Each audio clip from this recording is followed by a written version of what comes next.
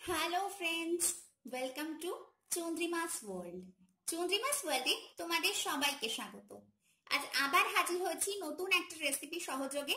সামনেই কিন্তু আসছে আমাদের হোলি, তার জন্য তো বাড়িতে কিছু স্পেশাল বানাতেই হবে। বাড়িতে অনেক সময় অনেক গেস্ট এসে থাকে, তাদেরকে মিষ্টি মুখ কিন্তু আমাদের হোলিতে করাতেই হয়। তার জন্য কিন্তু আজ আমি একটা স্পেশাল মিষ্টির রেসিপি নিয়ে এসেছি। আজ বানাবো চিড়ের লাড্ডু। হ্যাঁ, আজ আমরা তোমাদেরকে শেখাবো পোহা লাড্ডু, যেটা ভীষণ টেস্টি। মুখে দিলেই কিন্তু সঙ্গে সঙ্গে গলে যাবে এবং অসাধারণ খেতে লাগবে। এবং 5 মিনিটের মধ্যে ঝটপট বাড়িতে বানিয়ে নিতে পারবে এবং গেস্টদের কিন্তু সার্ভ করতে পারবে এবং নিশ্চয়ই প্রশংসা পাবে। তো প্লিজ রেসিপি বাড়িতে ট্রাই করো আর আমাকে জানিও আমার রেসিপি তোমাদের ঠিক কেমন লাগলো। ভালো লাগলে লাইক করো, কমেন্ট করো, শেয়ার করো। আর অবশ্যই কিন্তু আমার চ্যানেলটাকে সাবস্ক্রাইব করে নিয়ে বেল বাটনটা অবশ্যই প্রেস করে দিও, যাতে আমি নতুন কোনো রেসিপি ছাড়লে সেটাই সঙ্গে সঙ্গে তোমরা আপডেট পেয়ে যাও। চলো রেসিপি শুরু করি। চিড়ে লাড্ডু বানানোর জন্য আমাদের লাগবে চিড়ে। আমি এখানে চিড়ে নিয়েছি 1 কাপ, এখানে চিনি আছে 1/2 কাপ, নিয়েছি ঘি, আর এখানে আমি নিয়েছি পিনাট। এটা হচ্ছে রোস্টেড পিনাট। তোমাদের কাছে যদি রোস্টেড না থাকে তাহলে কিন্তু কাঁচা বাদামটা নিয়ে একটু শুকনো খোলায় রোস্ট করে নিতে হবে। তো এই পিনাটটা আছে 3 টেবিল চামচ পরিমাণ। তো চলো এই সামান্য কিছু উপকরণ দিয়ে আজকে আমরা পোহা লাড্ডু বানাবো বা চিড়ের লাড্ডু বানাবো। কত সহজে ঝটপট সেটা বানানো যায় এখন আমি তোমাদেরকে সেটাই দেখিয়ে দিই। একটা কড়াই আমি গ্যাসে চাপিয়ে দিয়েছি, তার মধ্যে আমি দিয়ে দিয়েছি চিড়ে। এবার চিড়েটাকে আমাদের ড্রাই রোস্ট করে নিতে হবে, অর্থাৎ আমরা এটা নাড়তে চাড়তে কিন্তু এটাকে বেশ যতক্ষণ পর্যন্ত না এটা হাত দিলেই সঙ্গে সঙ্গে মুড়মুড় করে ভেঙে যায় সেরকম কিন্তু এটাকে আমরা করে নেব। তো এটা করতে 2 থেকে 3 মিনিট মতন সময় লাগবে। আমরা মিডিয়াম উষ্ণতায় রেখে, কালার কিন্তু চেঞ্জ করলে চলবে না, কিন্তু এটাকে ফ্রাই করে নিতে হবে। তো চলো আমরা অপেক্ষা করি আর এটাকে ফ্রাই করে নিই। আমি গ্যাস অফ করে দিয়েছি, এটা কিন্তু হয়ে গেছে। তো আমি তোমাদেরকে দেখিয়ে দিচ্ছি, এটা কিন্তু হাত দিয়ে চাপলেই দেখো এরকম কিন্তু ভেঙে যাচ্ছে।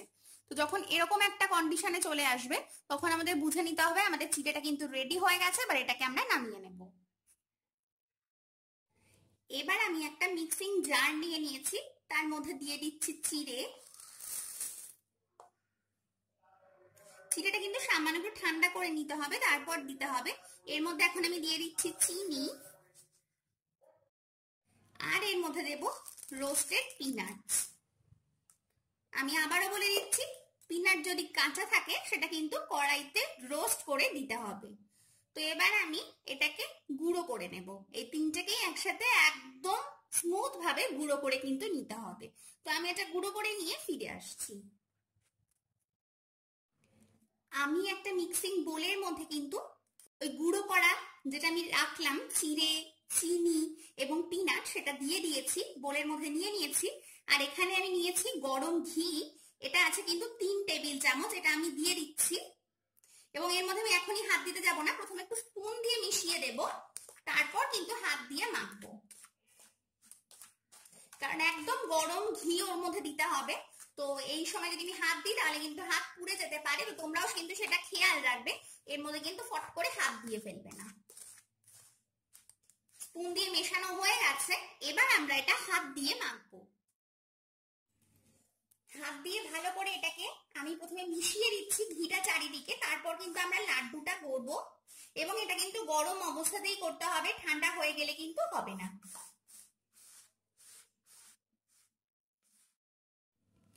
খুব ভালো করে মেশানো হয়ে গেছে, এবার কিন্তু আমরা এখান থেকে লাড্ডুটা গড়বো এবং এটা গরম অবস্থাতেই কিন্তু গড়তে হবে। প্রথমে হাতে কিছুটা নেব, তোমরা বড় ছোট যে যেমন চাও সেইভাবে কিন্তু করতে পারো। দেখো হাতে নিয়ে ভালো করে চাপ দেব এবং তাতেই কিন্তু আমাদের সুন্দর লাড্ডু তৈরি হয়ে যাবে। আমি এখানে কিন্তু একটু বড় মাপেরই করেছি, দেখতেই পাচ্ছ একটা কিন্তু আমাদের রেডি হয়ে গেল। আমি আরেকটাও তোমাদেরকে বানিয়ে দেখাচ্ছি।